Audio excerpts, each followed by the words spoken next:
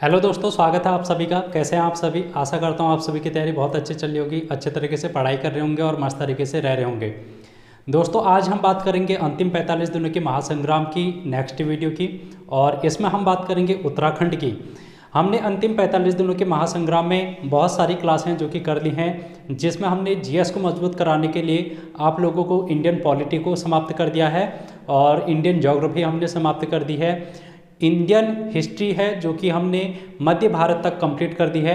अब हम आधुनिक भारत की ओर चलेंगे, और कंप्यूटर की क्लास है जो कि यहाँ पर मैंने कंप्लीट करा रखी हैं, और विविध वाला टॉपिक जो आप लोगों से पूछा जाता है उनको भी मैंने कराया है। तो आप लोग अंतिम 45 दिनों के महासंग्राम से अपनी तैयारी को अच्छी कर सकते हैं। और पुलिस कांस्टेबल का एग्ज़ाम 18 दिसंबर को है, इसको ध्यान में रखते हुए उत्तराखंड की कुछ क्लास मैं आप लोगों को दूंगा, और इस उत्तराखंड की क्लास में वो टॉपिक आप लोगों को दूंगा जहां से आपके एग्ज़ाम में डायरेक्टली क्वेश्चन पूछे जाते हैं। इसीलिए मैंने यहाँ पर आप लोगों को बूस्टर डोज करके एक थंबनेल में आप लोगों को दिख रहा होगा कि बूस्टर डोज उत्तराखंड जीके करके मैंने लिखा है। बूस्टर डोज का मतलब क्या है? जैसे कोविड में आप लोगों ने 2 डोज तो लगाई होंगी पहले, उसके बाद तीसरी डोज है जो जिसको बूस्टर डोज के रूप में आप लोगों ने लगाई होगी।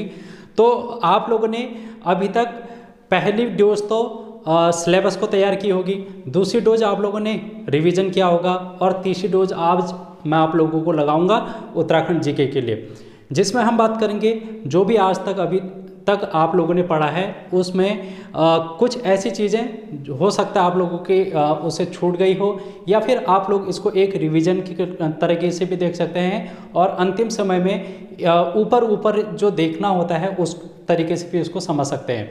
तो पुलिस कांस्टेबल वालों के लिए एग्जाम के लिए इम्पोर्टेंट ये क्लास रहने वाली है, और पटवारी, लेखपाल, फॉरेस्ट गार्ड वालों के लिए भी ये काफ़ी बेहद इम्पोर्टेंट रहेगी। तो चलिए वीडियो को शुरू करते हैं, और आज हम बात करेंगे उत्तराखंड की। उत्तराखंड का नक्शा आप लोगों के सामने दिखाई दे रहा है, और इसी नक्शे को है जो कि आज हम डिस्कस करेंगे। यहाँ से आप लोगों के एग्जाम में बहुत सारे क्वेश्चन हैं जो कि पूछ लिए जाते हैं। अब आप कहेंगे कि ये मैंने गोल क्या बना रखा है? ये गोल बना रखा है मैंने ग्लोब।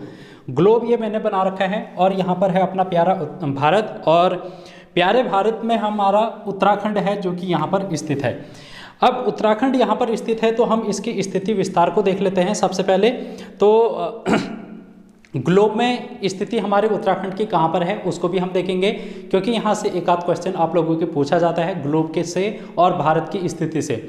तो अगर हम बात करें, हमने वैसे भूगोल में भी डिस्कस कर रखा है कि ग्लोब किस तरीके से है, विश्व भूगोल में भी डिस्कस कर रखा है। फिलहाल हम उत्तराखंड में भी हल्का सा ओवरव्यू ले लेते हैं। ये है हमारा ग्लोब, और ग्लोब में एक ऐसी बीच की रेखा जो कि इस ग्लोब को 2 भागों में विभाजित करती है। ऊपर वाले हिस्से को बोलते हैं उत्तरी गोलार्ध, और नीचे वाले को बोलते हैं हम दक्षिणी गोलार्ध। अगर हम ऊपर की ओर जाएंगे तो इसको हम उत्तरी अक्षांश बोलेंगे। इस तरीके से यहाँ पर लाइनें खींची रहती हैं। कुल 181 लाइनें होती हैं जिनको हम अक्षांश रेखाएं कहते हैं, लैटिट्यूड लाइन कहते हैं। ये क्या है? लैटिट्यूड लाइन है। यहाँ पर 0 डिग्री अक्षांश रेखा है जिसको हम भूमध्य रेखा बोलते हैं। ठीक है दोस्तों, आई होप आप लोगों को ये पता होगा। और अगर हम इसके ऊपर की ओर जाते हैं तो एक एक डिग्री के अंतर में एक एक रेखाएं खींची गई हैं। 90 रेखाएं ऊपर, 90 रेखाएं नीचे खींची गई हैं इस 0 डिग्री से। तो ये हम लोगों ने बात की थी। अगर हम इससे ऊपर को जाएंगे तो हम कहेंगे कि उत्तरी अक्षांश में हम जा रहे हैं।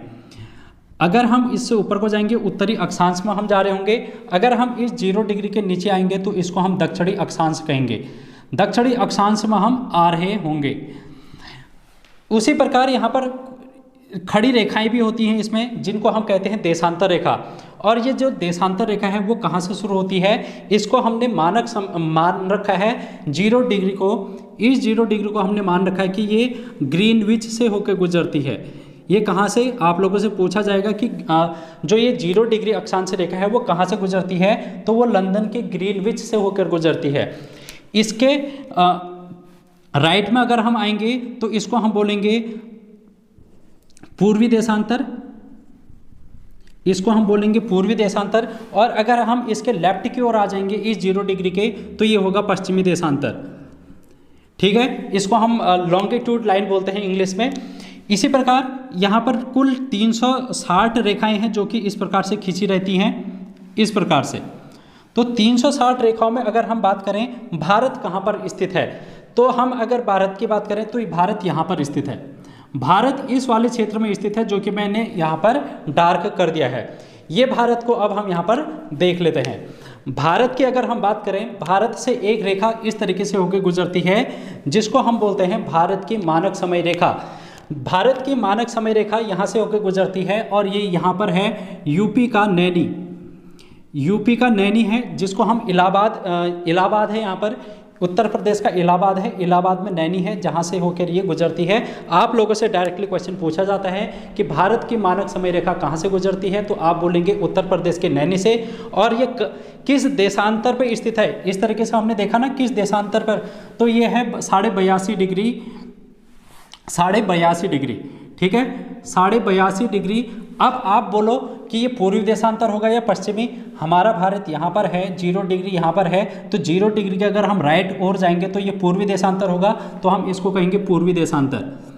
पूर्वी देशांतर पर है जो कि भारत की मानक समय रेखा मानी जाती है।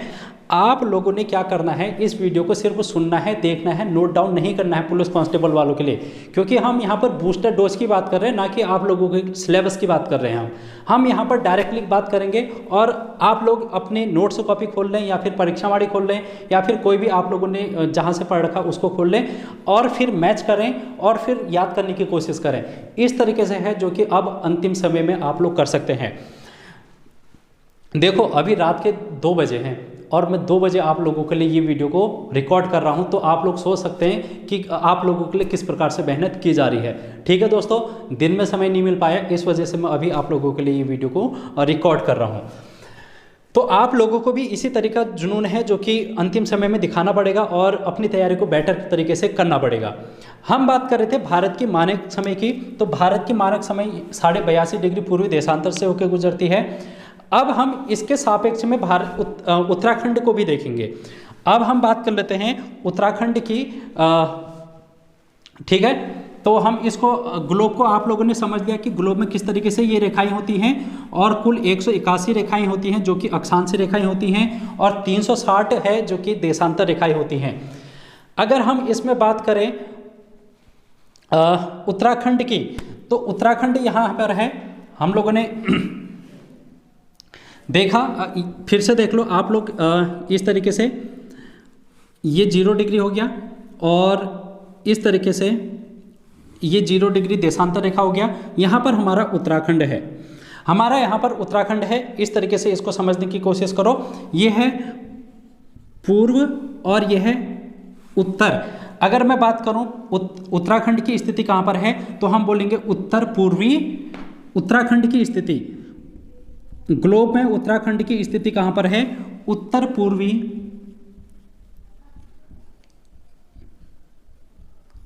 ठीक है, उत्तर पूर्वी अक्षांश पर इसकी स्थिति है। तो ये बात आप लोगों को ध्यान में रखनी है।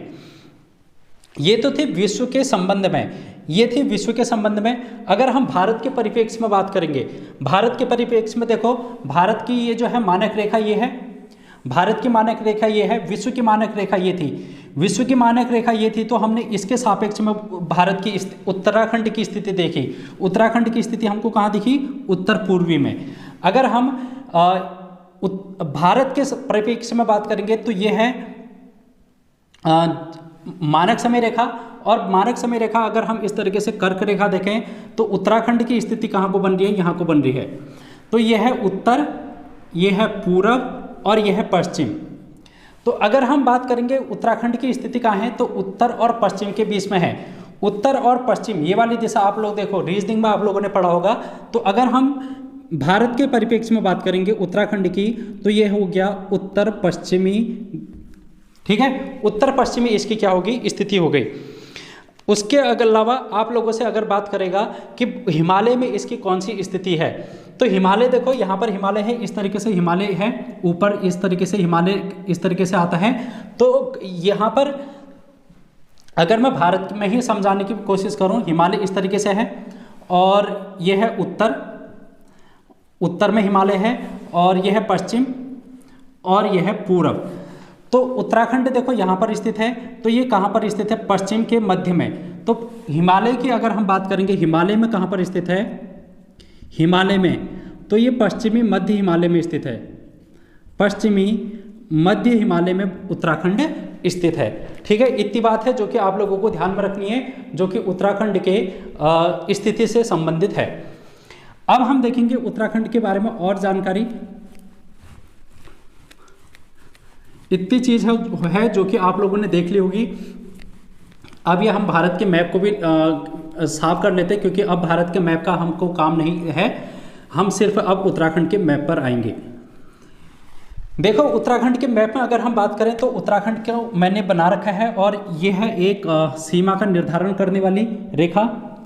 इसके उत्तर में आप लोग यहाँ पर देख रहे हैं, ये है उत्तर।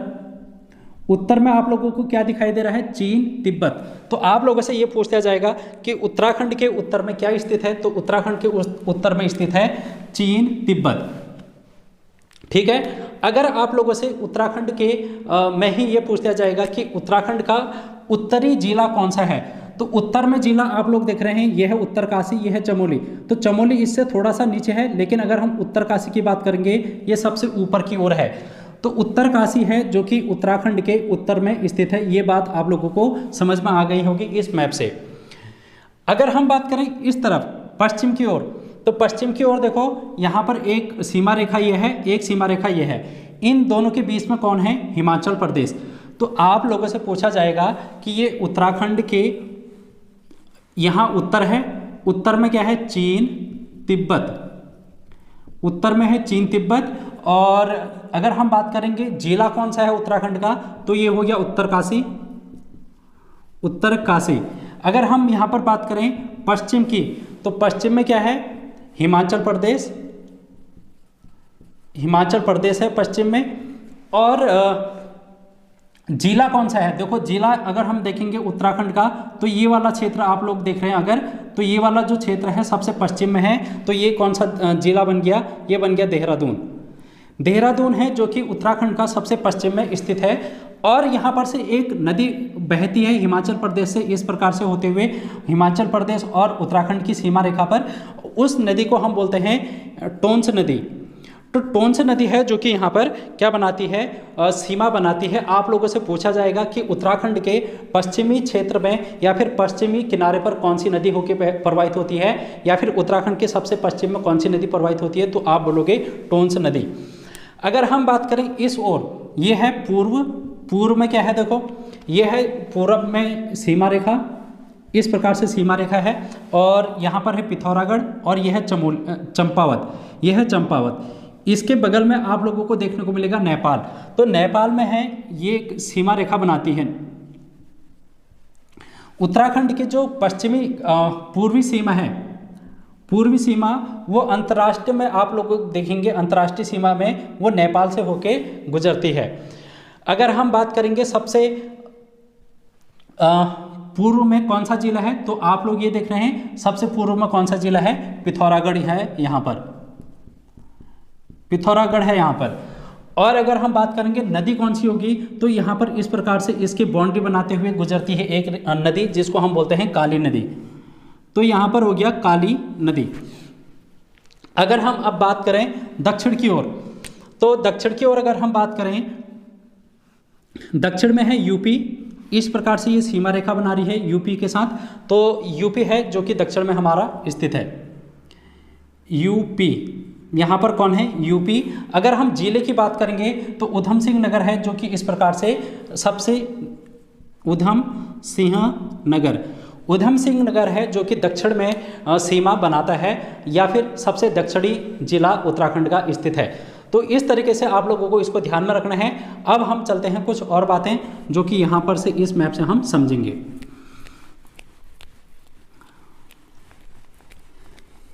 देखो, अब हम बात कर लेते हैं चीन की।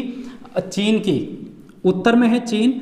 चीन से कौन कौन से जिले हैं जो कि सीमा रेखा बनाते हैं, सीमा साझा करते हैं, ये भी आप लोगों से क्वेश्चन पूछा जा सकता है। तो चीन, तिब्बत से आप लोग देखो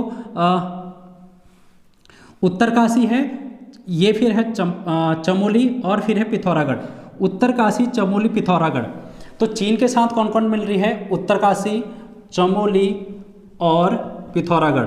ये 3 जिले हैं जो कि सीमा रेखा बनाती हैं, सीमा साझा करती हैं।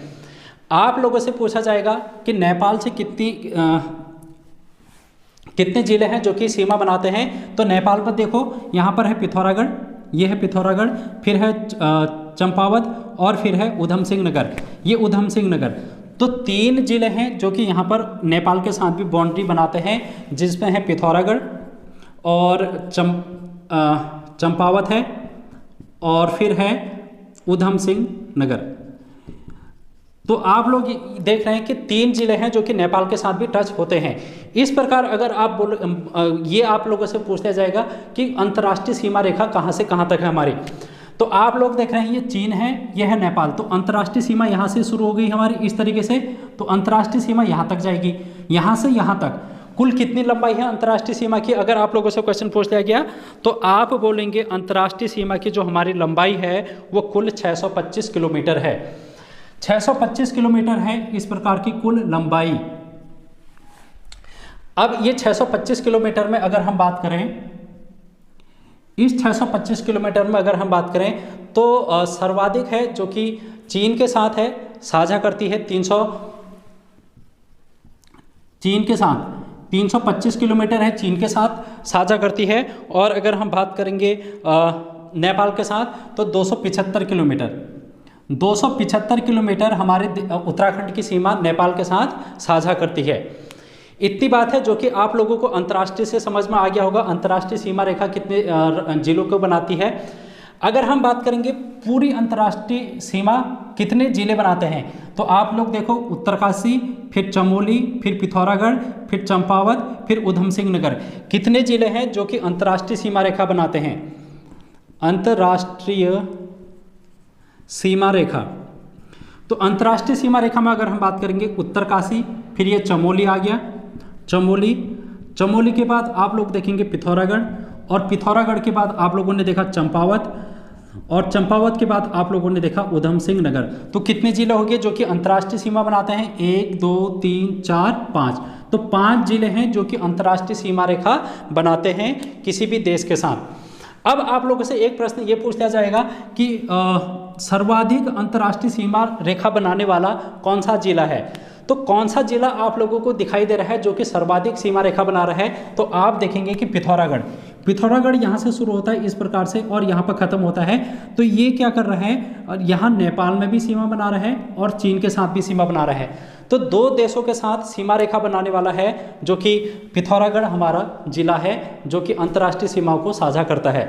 तो ये है अंतर्राष्ट्रीय सीमा की बात। अब हम बात करेंगे कुछ और, इतना आप लोगों को समझ में आ गया होगा। तो आप लोग इस तरीके से है जो कि अंतिम समय में अपनी तैयारी को कर सकते हैं। आई होप आप लोगों को ये चीज़ें समझ में आ रही होंगी, और अगर समझ में आ रही हैं तो वीडियो को शेयर कर दीजिएगा और ज़्यादा से ज़्यादा लोगों तक इसको पहुंचाने की कोशिश करें। अगर आप नए हैं तो चैनल को सब्सक्राइब कर लेना। ठीक है दोस्तों, इतनी काम है जो कि आप लोगों ने करना है। उसके बाद हम चलेंगे कुछ और देखेंगे उत्तराखंड के बारे में। अब अगर हम बात करें उत्तराखंड के क्षेत्रफल की, हम लोगों ने देख लिया कि सीमा रेखा में हमने देखा, अंतर्राष्ट्रीय सीमा रेखा हमने देख लिया।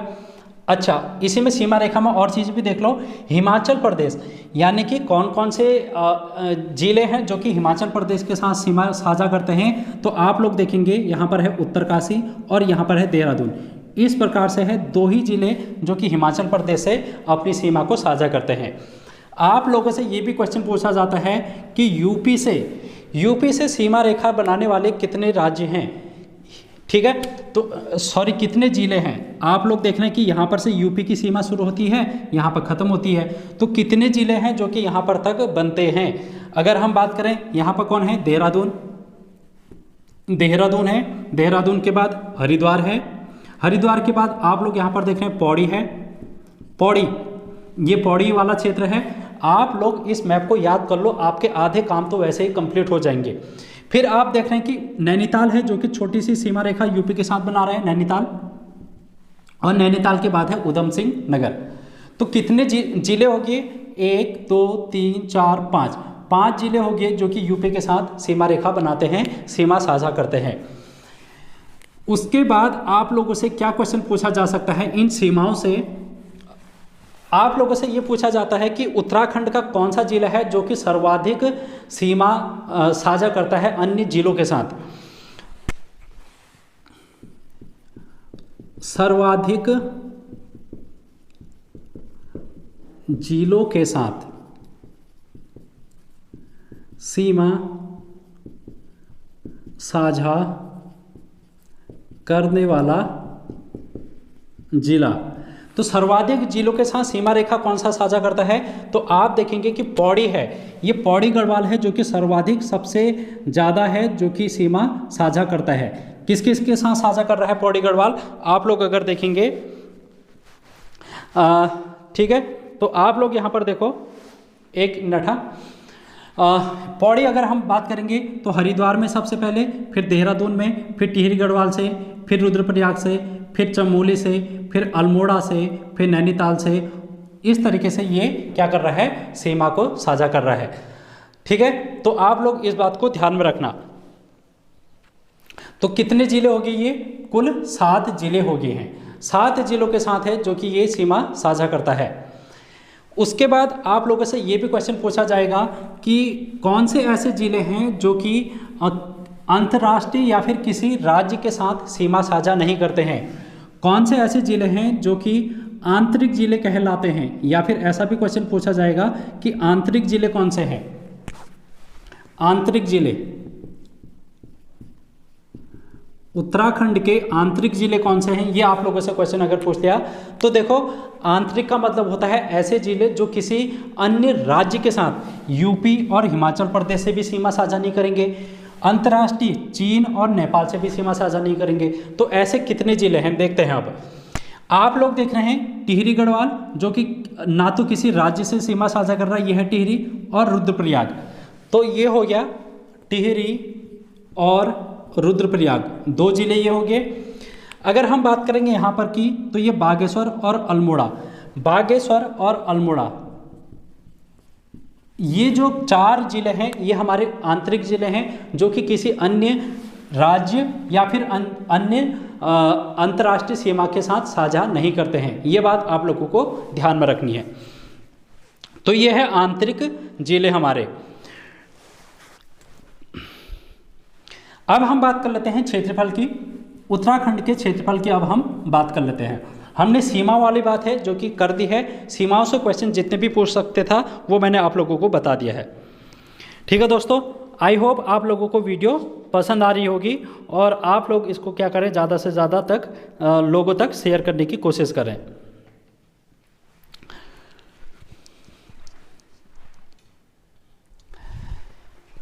देखो, अगर हम बात करें क्षेत्रफल की, क्षेत्रफल ये 53,483 वर्ग किलोमीटर है जो कि उत्तराखंड का क्षेत्रफल है। ये बात आप लोगों को पता होगी, या फिर नहीं भी पता है तो आप लोग इसको लिख लें। अब आप देख रहे हैं कि उत्तराखंड है जो कि 2 मंडलों में विभाजित है, एक है कुमाऊं, एक है गढ़वाल। ये है कुमाऊं, यहाँ पर आप देख रहे हैं इस तरीके से कुमाऊं मंडल है, ये है कुमाऊं मंडल। कुमाऊं मंडल आप लोग देख रहे हैं कि कम क्षेत्र घेर रहा है, बल्कि यहाँ की ओर लेफ्ट साइड है गढ़वाल मंडल, और गढ़वाल मंडल है जो कि सर्वाधिक क्षेत्रफल यहाँ पर साझा करता है। तो इसमें आप लोग देखेंगे गढ़वाल और कुमाऊं। गढ़वाल में अगर हम बात करें कितना क्षेत्रफल है, तो यह है 60.67% क्षेत्रफल है गढ़वाल का। अगर हम कुमाऊं की बात करें तो कुमाऊं में अगर हम बात करेंगे 39.33%, 39.33% है जो कि क्षेत्रफल का कुमाऊं मंडल घेरता है। अगर हम बात करेंगे पर्वतीय क्षेत्र कितना है, पर्वतीय क्षेत्र, और फिर हम बात करेंगे मैदानी क्षेत्र, फिर हम बात करेंगे मैदानी क्षेत्र की। तो पर्वतीय क्षेत्र की अगर हम बात करें तो पर्वतीय क्षेत्र है हमारा 86.07, यानी कि हमारा जो ये ऊपर वाला क्षेत्र है उत्तर की तरफ, इससे देहरादून, पौड़ी, नैनीताल, इससे ऊपर की ओर अगर हम जाएंगे तो पर्वतीय क्षेत्र हमको देखने को मिलेगा जो कि 86.07% है इसका क्षेत्रफल। अगर हम बात करेंगे मैदानी की तो यह है 13.93% जो कि मैदानी क्षेत्रफल हमारा उत्तराखंड का है। इतनी बात है जो कि आप लोगों को क्षेत्रफल से देखना है। अगर हम भारत के परिप्रेक्ष्य में बात करेंगे तो भारत के क्षेत्रफल का 1.69% है ये घेरता है। ये क्या है? भारत के क्षेत्रफल का कितना भाग है जो कि घेरता है? ये घेरता है 1.69%। इस प्रकार भारत में ये 19वां राज्य है क्षेत्रफल की दृष्टि से। क्षेत्रफल की दृष्टि से ये भी आप लोगों को ध्यान में रखना है, 19वां राज्य है जो कि क्षेत्रफल की दृष्टि से रखता है अपना स्थान। आप लोगों से एक क्वेश्चन और पूछा जाता है यहाँ पर, हमारा उत्तराखंड जो है वो हिमालय के अंतर्गत आता है। हम लोगों ने अभी देखा कि ये है हिमालय के अंतर्गत आता है, तो कौन सा राज्य है हिमालयी राज्यों में ही? हिमालयी राज्यों के क्रम में कौन सा राज्य है?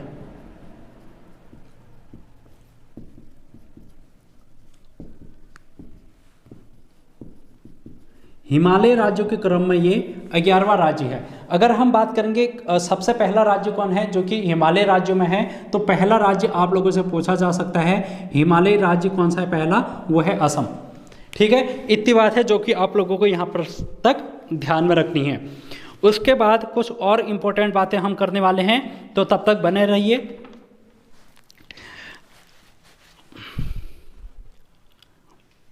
ठीक है दोस्तों, इतनी बात है जो कि आप लोगों को अभी तक ध्यान में रखनी है। और इसके बाद हम चलेंगे भारत उत्तराखंड का भौगोलिक विभाजन की ओर। ठीक है, उत्तराखंड के भौगोलिक विभाजन की ओर हम अब चलते हैं। स्थिति और विस्तार से इतने ही क्वेश्चन हैं जो कि आप लोगों से पूछे जा सकते हैं।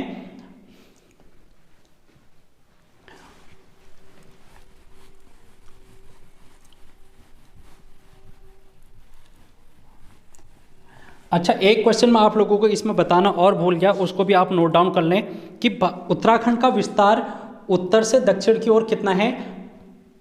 ठीक है, उत्तराखंड का विस्तार, तो अगर हम बात करेंगे यह है दक्षिण और यह है उत्तर, तो इस प्रकार ये होगी इसकी चौड़ाई, ये होगी चौड़ाई। अगर हम बात करेंगे हिमाचल प्रदेश से नेपाल तक, ये होगी इसकी लंबाई।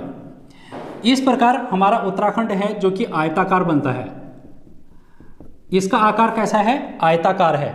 अगर हम इसकी चौड़ाई की बात करेंगे तो चौड़ाई कितनी है इसकी? 320 किलोमीटर। अगर लंबाई की बात करेंगे तो यह 358 किलोमीटर। इतनी बात भी है जो कि आप लोगों को लिख लेनी है। एक और चीज़ पूछ ली जाती है कि इसका विस्तार, हाँ मैं अक्षांशी विस्तार बताना भूल गया था, तो अक्षांशी विस्तार भी आप लोग लिख लो, जो कि मैं ग्लोब के माध्यम से बताने की कोशिश कर रहा था लेकिन मैं उस समय भूल गया था। लेकिन आप लोग फिर भी लिख लें यहाँ पर अक्षांशी विस्तार। तो अक्षांशी विस्तार में अगर हम बात करेंगे तो ये है हो गया इसका दक्षिण वाला हिस्सा और ये हो गया उत्तर वाला हिस्सा। तो इसका उत्तरी अक्षांश कितना है? 28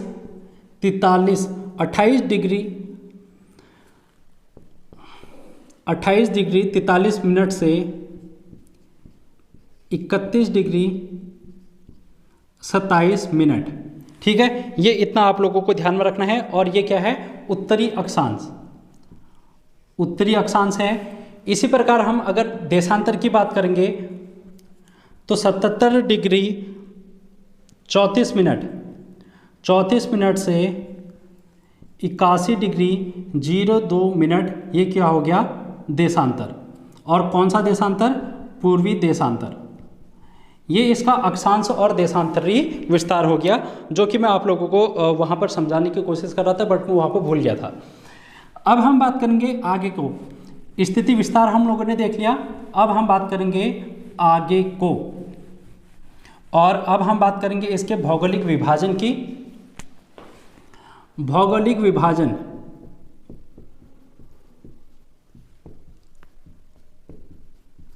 तो भौगोलिक विभाजन उत्तराखंड को 8 भागों में बांटा जाता है। अब हम एक एक करके इसको देखेंगे कि कौन कौन सा क्षेत्र है जो कि इसमें बांटा गया है।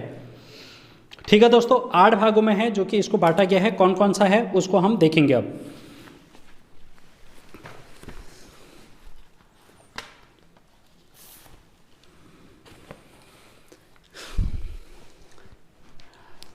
देखो, मैं चलूंगा ऊपर से नीचे की ओर। ठीक है, तो सबसे ऊपर आप लोग लिखेंगे ट्रांस हिमालय। सबसे ऊपर क्या है? ट्रांस हिमालय। ट्रांस हिमालय का जो क्षेत्र है वो कहाँ पर आता है, इसको आप लोग समझने की कोशिश करना। इस तरीके से ट्रांस हिमालय है हमारे उत्तराखंड में, इसकी जो श्रेणियाँ हैं वो आती हैं ट्रांस हिमालय। और ये ट्रांस हिमालय कितने जिलों को टच कर रहा है, देखो उत्तरकाशी, चमोली और पिथौरागढ़। आप लोगों से क्वेश्चन पूछ दिया जाएगा कि ट्रांस हिमालय में कौन कौन से जिले हैं जो कि आते हैं, तो इसमें 3 जिले हैं। 3 जिले कौन कौन से जिले हैं, उत्तरकाशी, चमोली, पिथौरागढ़। उत्तरकाशी, चमोली और पिथौरागढ़। इतनी बात है जो कि आप लोगों को ट्रांस हिमालय के बारे में ध्यान में रखनी है। ट्रांस हिमालय की 3 श्रेणियां हैं वैसे। पहली है लद्दाख, फिर है कारगिल, नहीं पहली है कारगिल, फिर है लद्दाख और फिर है जास्कर श्रेणी। ये जो जास्कर श्रेणी है इसका विस्तार ही है जो कि उत्तराखंड में है। कारगिल और लद्दाख वाला क्षेत्र है जो कि उत्तराखंड में नहीं है। उत्तराखंड में कौन सी श्रेणी है ट्रांस हिमालय की, वो है सिर्फ जास्कर श्रेणी। हम लोगों ने इसके बारे में ज़्यादा डिटेल भारत के भूगोल में पढ़ रखा है, तो आप लोग वहाँ पर से पढ़ सकते हैं। फिलहाल आप लोग इस बात को ध्यान में रखो कि ट्रांस हिमालय 3 जिलों में है जो कि अपनी सीमा को साझा करता है। उसके बाद अगर हम बात करेंगे वृहत हिमालय,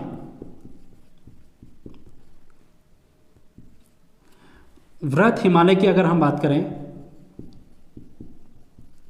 इसको हम महान हिमालय के नाम से भी जानते हैं, महान हिमालय। इसको हम हिमाद्री के नाम से भी जानते हैं। हिमाद्री इसलिए बोलते हैं क्योंकि हर वर्ष 12 महीने यहाँ पर क्या है, बर्फ़ की चोटियाँ हैं जो कि बर्फ़ से ढकी रहती हैं, इसलिए हम इसको हिमाद्री के नाम से भी जानते हैं। किसको, महान हिमालय या फिर वृहत हिमालय को। उसके अलावा आप लोगों को इसके नाम से अगर बात करें तो इसको आंतरिक हिमालय भी कहते हैं, आंतरिक हिमालय। तो इतने नाम हैं, इसके बारे में आपको ध्यान में रखना है। आंतरिक हिमालय इसलिए कहते हैं क्योंकि जो हिमालय है एक प्रकार का धनुष आकार का है। हिमालय क्या है, धनुष आकार का है, इस प्रकार का। हमारा जो भारत में हिमालय है वो किस आकार का है, धनुषाकार, धनुष के आकार का। तो धनुष इसी प्रकार से तो होता है। अगर मैं इसको एक गोला बना दूं इस तरीके से, इसको भी मैं एक गोला बना दूं, इसको भी मैं गोला बना दूं बाहर से, तो अब आप मेरे को बताओ कि गोले में सबसे अंदर कौन सा है, ये वाला है। उसके बाहर कौन सा है, ये वाला। उसके बाहर कौन सा है, ये वाला। और सबसे अंत में हो गया ये वाला। तो ये वाले की हम बात कर रहे हैं और ये है हमारा बृहत हिमालय। ये कौन सा हिमालय है, बृहत हिमालय, जिसको हम आंतरिक हिमालय कहते हैं। तो इस तरीके से आप लोग इसको ध्यान में रखेंगे। और यहाँ पर जो होगा उसको हम बाह्य हिमालय बोलेंगे, सबसे नीचे जो होगा उसको हम क्या बोलेंगे, बाह्य हिमालय बोलेंगे। तो महान हिमालय में अगर हम बात करें तो इसके बारे में देखो क्या क्या इसके बारे में हमको जानकारी मिलती है। इसकी चौड़ाई अगर हम देखेंगे 15 से 30 किलोमीटर है इसकी चौड़ाई। अगर हम इसकी ऊंचाई की बात करें, ऊंचाई की, तो 4500 से 7817 मीटर, ये क्या है, इसकी ऊंचाई है। इस ऊंचाई में ये बृहत हिमालय है जो कि इसकी चोटियां हमको देखने को मिलती हैं। उसके बाद हम लोग यहाँ पर देखेंगे कि कौन कौन सी चोटियां हैं जो कि इस बृहत हिमालय में पाई जाती हैं या फिर स्थित है। तो आप लोग नाम लिख लेना उन चोटियों के, क्योंकि आपके एग्जाम में डायरेक्टली क्वेश्चन यहाँ पर से बन जाता है। कौन कौन सी चोटियां हैं जो कि बृहत हिमालय में स्थित हैं।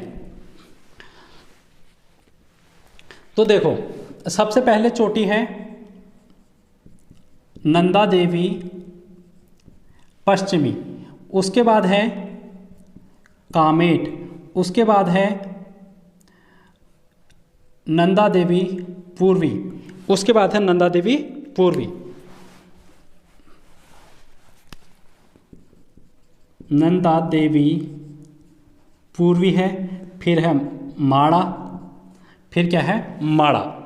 ये चोटियां हैं जो कि सबसे ऊंची चोटियां उत्तराखंड की मानी जाती हैं। अगर हम नंदा देवी की बात करें तो इसकी ऊंचाई है 7817 मीटर। उत्तराखंड की सबसे ऊंची चोटी कौन सी है, तो आप लोगों को पूछा जाएगा तो आप बोलेंगे नंदा देवी पश्चिमी। नंदा देवी पश्चिमी है जो कि उत्तराखंड की सबसे ऊंची चोटी है और ये महान हिमालय या फिर बृहत हिमालय में स्थित है। और ये कहाँ है, ये यहाँ पर है, इस तरीके से ये, ठीक है दोस्तों, इस तरीके से ये महान हिमालय में स्थित है। अच्छा, और ये जो कामेट है, कामेट की ऊंचाई कितनी है?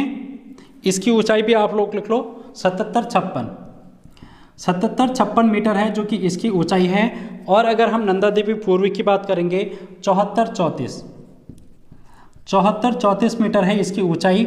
और अगर हम माड़ा की बात करेंगे तो इसकी है 72 मीटर। आप लोगों से यूकेपीएससी एक क्वेश्चन इस तरीके से पूछ लेता है कि उत्तराखंड की सबसे ऊंची चोटियों को हम व्यवस्थित क्रम में लिखो। तो सबसे ऊंची चोटी आप लोगों को सबसे पहले लिखनी पड़ेगी, उसके बाद उससे कम वाली, उसके बाद उससे कम वाली। तो इस प्रकार आप लोग इसका क्रम भी बता सकते हैं। माड़ा के बाद अगर हम देखेंगे बद्रीनाथ यहाँ पर आ जाता है, बद्रीनाथ। और ये सभी चोटियाँ आपको चमोली जिले में देखने को मिलेंगी। ठीक है, बद्रीनाथ हो गया, और चौखंबा हो गया, त्रिशूल हो गया, सतोपंथ, ये सभी कहाँ पर है? चमोली में स्थित है। ठीक है दोस्तों, अब हम बात करेंगे चमोली के बाद ये सभी कहाँ पर हैं? ये चमोली में है। इसको भी आप लोग नोट डाउन कर सकते हैं। चमोली में हम लोगों ने देख लिया कौन कौन सी चोटियां हैं।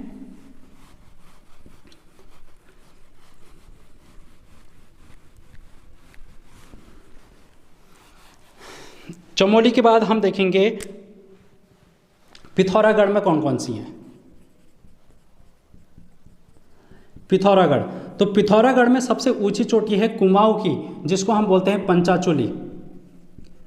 पंचाचूली है, जो कि कुमाऊं की सबसे ऊंची चोटी है। और ये महान हिमालय या फिर बृहत हिमालय पर स्थित है। इसकी ऊंचाई आप लोग लिख सकते हैं, पूछी जाती है कभी कभी, 6904 मीटर इसकी हाइट है।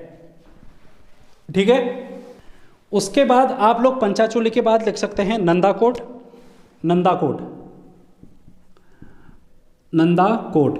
ये कहाँ पर स्थित है? ये चमोली और पिथौरागढ़ के बॉर्डर पर स्थित है। पिथौरागढ़ और चमोली के बॉर्डर पर स्थित है नंदाकोट। आप लोगों से पूछा जा सकता है। उसके बाद हमने पिथौरागढ़ भी देख लिया, चमोली भी देख लिया।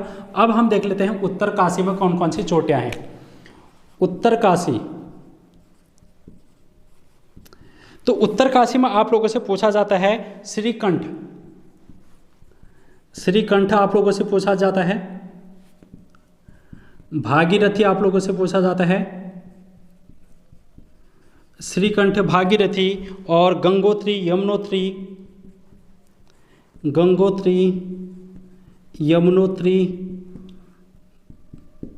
बंदरपूंछ, ये सभी चोटियां आप लोगों को उत्तरकाशी जिले में देखने को मिलेंगी। उसके बाद आप लोगों से जयलंग पूछ लिया जाता है। जयलंग, ये भी कहाँ पर स्थित है? उत्तरकाशी में स्थित है। ठीक है, इतनी बात है जो कि आप लोगों को यहाँ पर से ध्यान में रखनी है। उसके बाद आप लोगों से एक क्वेश्चन ये भी पूछा जाता है कि ये जो बृहत हिमालय है, महान हिमालय है, ये कितने जिलों में इसकी चोटियाँ हैं? इसकी जो चोटियाँ हैं कितने जिलों में हैं? तो आप लोग लिखेंगे 6 जिलों में ये अपनी चोटियाँ इसकी स्थित हैं। यानी कि इसका विस्तार 6 जिलों में विस्तार है इसका। 6 जिलों में इसका क्या है? विस्तार है। अब ये 6 जिले कौन कौन से हैं उसको भी आप लोग लिख सकते हैं। तो इस तरीके से आप लोग देख रहे होंगे कि उत्तरकाशी है, ये उत्तरकाशी आया। उत्तरकाशी के बाद रुद्रप्रयाग के बाद चमोली के बाद बागेश्वर के बाद पिथौरागढ़। तो कितने हो गए ये? उत्तरकाशी, मैं लिख देता हूँ, उत्तरकाशी हो गया, रुद्रप्रयाग हो गया, चमोली हो गया, बागेश्वर हो गया, पिथौरागढ़ हो गया। 1 2 3 4 5। और इस तरीके से ये चौड़ाई में भी तो है, हम लोगों ने चौड़ाई में भी देखा। तो इस तरीके से ये पिथौरागढ़, ये देहरादून में भी है। ये कहाँ पर स्थित है? देहरादून में भी अपनी ये सीमा को बनाता है। ठीक है,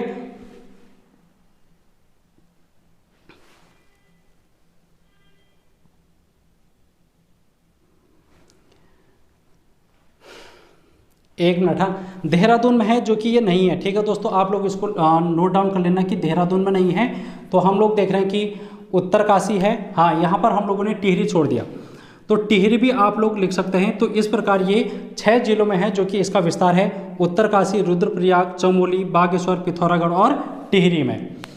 तो महान हिमालय से इतने क्वेश्चन हैं जो कि आप लोगों से पूछे जा सकते हैं। और महान हिमालय में जब यहाँ पर बर्फ़ गिरी रहती है और बर्फ़ गिरने के बाद जब गर्मियों के महीने में बर्फ़ पिघलती है, तो यहाँ पर जो चोटियाँ हैं वहाँ पर क्या पाई जाती है, घासें पाई जाती है, जिसको मखमली घास के रूप में जाना जाता है और जिनको हम कहते हैं बुग्याल।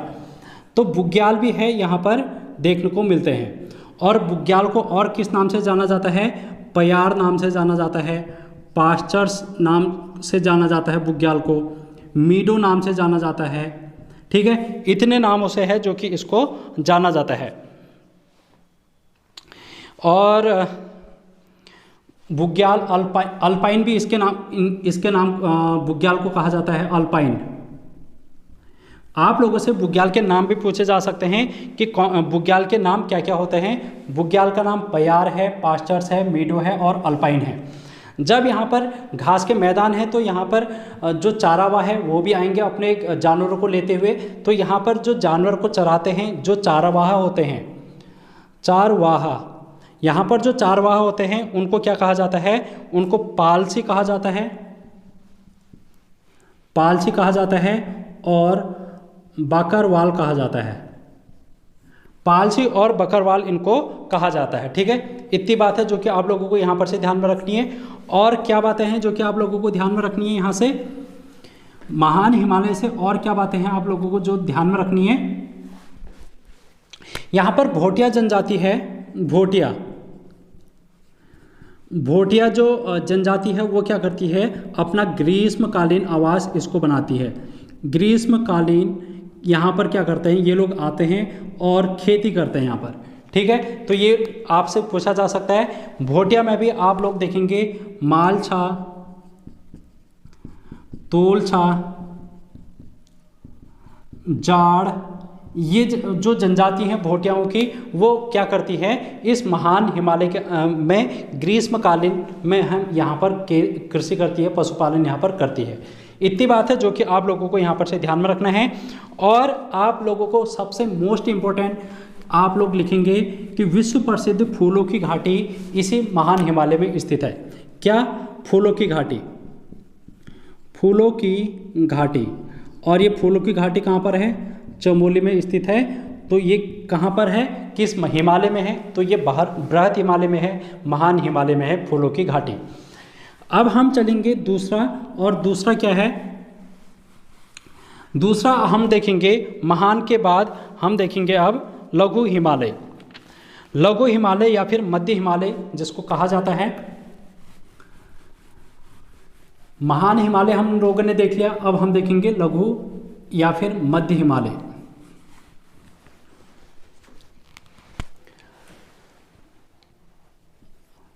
पहला हम लोगों ने देखा ट्रांस, दूसरा हमने देखा महान, और तीसरा हम देखेंगे लघु। लघु हिमालय या फिर मध्य हिमालय इसको कहा जाता है, या फिर इसको हिम अंचल के नाम से जाना जाता है। हिम अंचल, क्योंकि यहाँ पर जो हिमपात है वो कम मात्रा में देखने को मिलता है, इसलिए इसको हिम अंचल के नाम से भी जाना जाता है। अगर हम इसके विस्तार की बात करेंगे तो चौड़ाई इसकी है 70 से 100 किलोमीटर। अगर हम ऊंचाई की बात करेंगे तो इसकी ऊंचाई हो जाएगी 1200 से 4500 मीटर।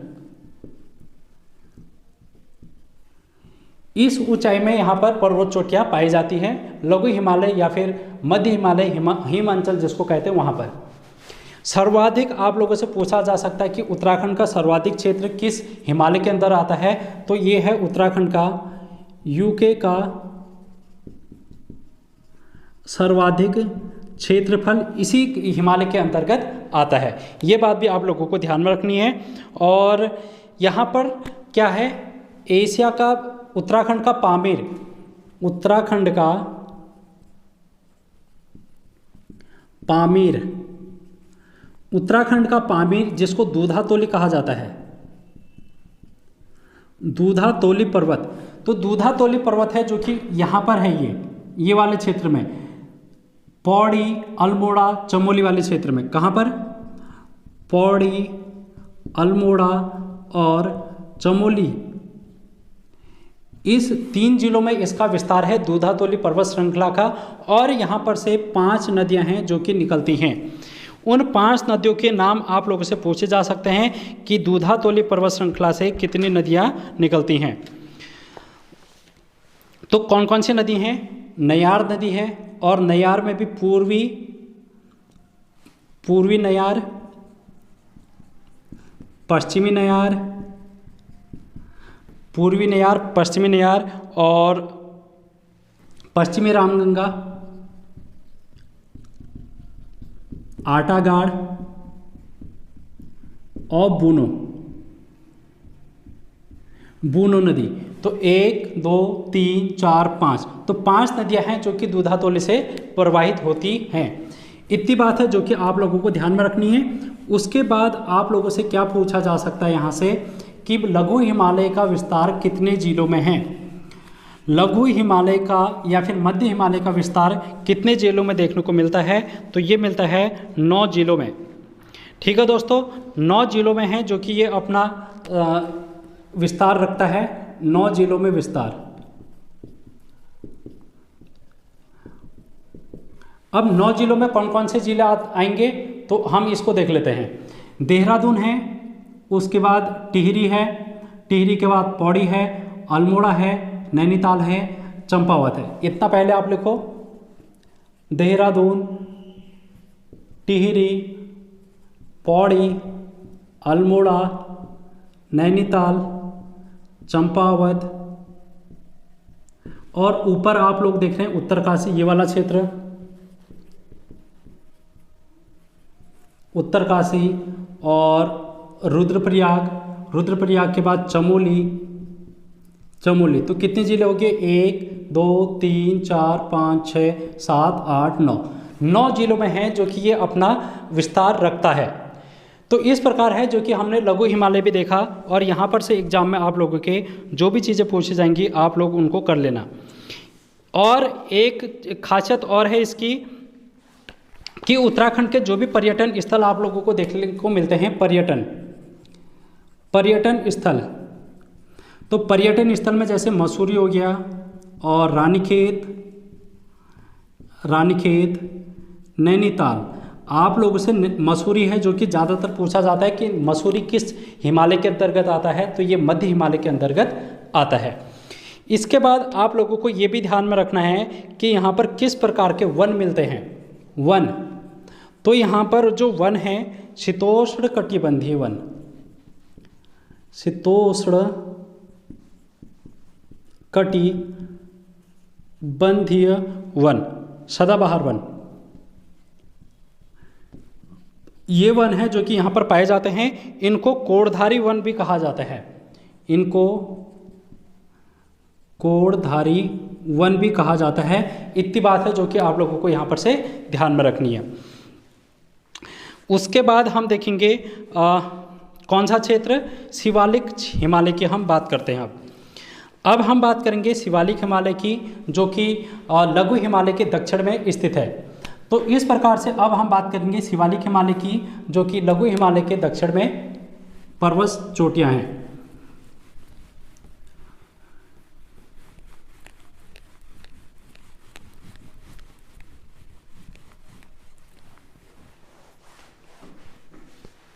ठीक है दोस्तों, शिवालिक से पहले हम बात कर लेते हैं दून की। चौथे में आ गया दून क्षेत्र। तो दून क्या होता है? चौरस और क्षैतिज जो घाटियां हैं, समतल घाटियां हैं, उसको दून कहा जाता है। जैसे कि आप लोग देख रहे हैं देहरादून हो गया, पाटली दून हो गया। ये क्या है? दून है जो कि अगर आपसे पूछा जाएगा कि ये किस किस के मध्य स्थित है, तो ये मध्य हिमालय और यहाँ पर है दून, इसके नीचे आपका आएगा शिवालिक। तो मध्य हिमालय और शिवालिक हिमालय के बीच में कौन है? दून स्थित है, जिनमें देहरादून है जो कि सबसे बड़ा क्षेत्र माना जाता है। इसका विस्तार देहरादून में है जो कि सर्वाधिक है। ये बात आप लोगों को ध्यान में रखनी है, यहाँ से ज़्यादा क्वेश्चन आप लोगों से नहीं पूछे जाएंगे। उसके बाद हम देखेंगे शिवालिक क्षेत्र। पांचवें में हम देखते हैं अब शिवालिक क्षेत्र।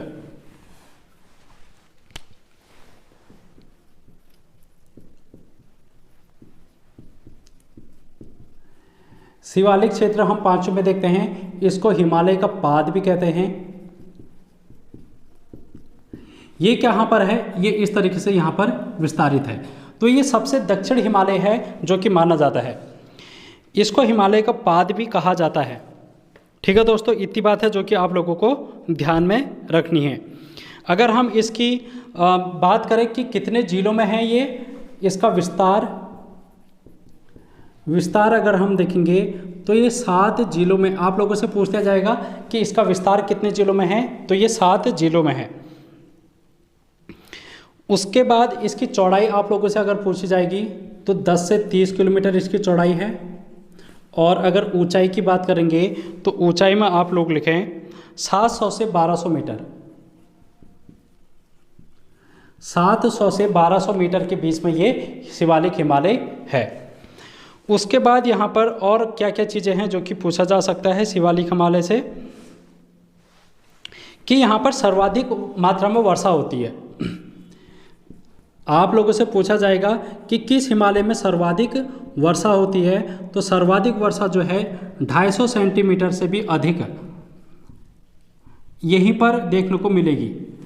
250 सेंटीमीटर से भी अधिक वर्षा आप लोगों को इस क्षेत्र में देखने को मिलेगी। तो ये आप लोगों को ध्यान में रखना है।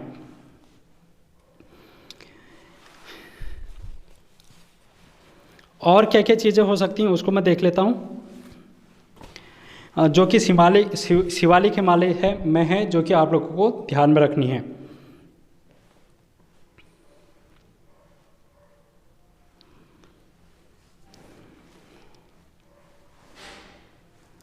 ठीक है दोस्तों, इतनी बात है जो कि आप लोगों को शिवालिक हिमालय में देखनी है। तो वीडियो कैसी लग रही है आप लोग कमेंट करके बता सकते हैं और ज़्यादा से ज़्यादा लोगों तक शेयर कर सकते हैं, क्योंकि एग्जाम में है, यहाँ से डायरेक्टली क्वेश्चन बनेंगे तो आप लोग उनको कर ले जाना। तो शिवालिक हिमालय भी हम लोगों ने देख लिया। अब हम बात करेंगे छठा, शिवालिक के नीचे। शिवालिक के नीचे क्या है? उसको हम बोलते हैं भाबर क्षेत्र।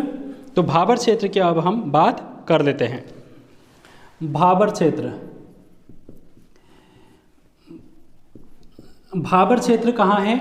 आप लोग देख रहे हैं कि देहरादून, पौड़ी, नैनीताल और चंपावत का ये वाला क्षेत्र यहाँ पर क्या है? भाबर क्षेत्र स्थित है। और यहाँ पर जो भाबर है वो नदियों के द्वारा लाए गए बड़े बड़े जो कंकड़ होते हैं, बड़े बड़े चट्टानें होती हैं, उनको तोड़ के अवसाद करके जो निर्माण वाला क्षेत्र है उसी को हम कहते हैं भाबर क्षेत्र। तो इसका आप लोग लिख सकते हैं भाबर क्षेत्र में कि इसका निर्माण नदियों द्वारा लाए गए, इसका जो निर्माण है, इसका निर्माण नदियों के द्वारा लाए गए कंकड़ बालू से हुआ है।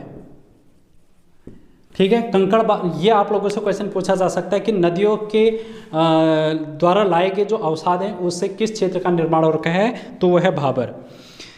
उसके बाद हम आते हैं तराई क्षेत्र में। तराई क्षेत्र छठा आप लोग लिखेंगे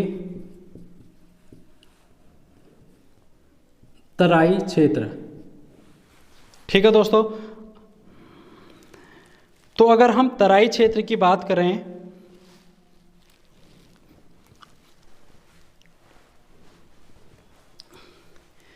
तो तराई क्षेत्र में देखो, यहाँ पर तराई क्षेत्र में आप लोगों से एक क्वेश्चन पूछा जाता है कि पाताल तोड़ कुएं कहाँ पर पाए जाते हैं। पाताल तोड़ कुएं कहाँ पर पाए जाते हैं। पाताल तोड़ कुएं जो है ये तराई क्षेत्र पे पाए जाते हैं। और सबसे अंतिम है गंगा का मैदान। सबसे अंतिम है गंगा का मैदान। और ये गंगा का मैदान कहाँ पर है? ये हरिद्वार के दक्षिण वाले क्षेत्र में स्थित है। हरिद्वार के दक्षिण वाले क्षेत्र में ये क्या है? गंगा का मैदान स्थित है और यहाँ पर सर्वाधिक मात्रा में है कृषि होती है। ये बात भी आप लोगों को ध्यान में रखना है। और यहाँ पर जो नदियाँ हैं वो दो प्रकार की, यहाँ पर की जो मिट्टी है, यहाँ की मिट्टी दो प्रकार की होती है, जिसको हम इस मिट्टी को जलोढ़ मिट्टी के नाम से जानते हैं। आप लोगों से पूछा जाएगा कि गंगा के मैदान में किस प्रकार की मिट्टी पाई जाती है, तो जलोढ़ मिट्टी। और ये जलोढ़ मिट्टी दो प्रकार की है, एक है बांगर और दूसरी है खादर। तो बांगर और खादर प्रकार की जलोढ़ मिट्टी यहाँ पर गंगा के मैदान में पाई जाती है। तो इतनी बात है आप लोगों को यहाँ पर से ध्यान में रखनी है। और इस तरीके से हमारा भारत उत्तराखंड का भौगोलिक विभाजन कंप्लीट हो जाता है। एक प्रश्न है जो कि आप लोगों से और पूछा जाता है, उसको आप लोग मोस्ट इम्पोर्टेंट करेंगे। हम लोगों ने देखा कि यह है बृहत हिमालय। ये क्या है? बृहत हिमालय।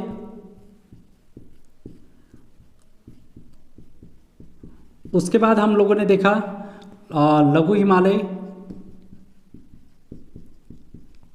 और फिर हमने देखा शिवालिक हिमालय।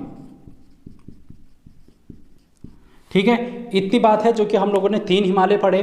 अब आप लोगों से क्वेश्चन पूछ दिया जाता है कि इनको विभाजित करने वाली रेखा क्या कहलाती है। ठीक है, बृहत हिमालय और अगर हम बात करें लघु हिमालय के बीच में क्या है, इन दोनों के बीच की अगर हम बात करें तो यहाँ पर जो ये विभाजित करती है उसको बोलते हैं मुख्य केंद्रीय भ्रंश।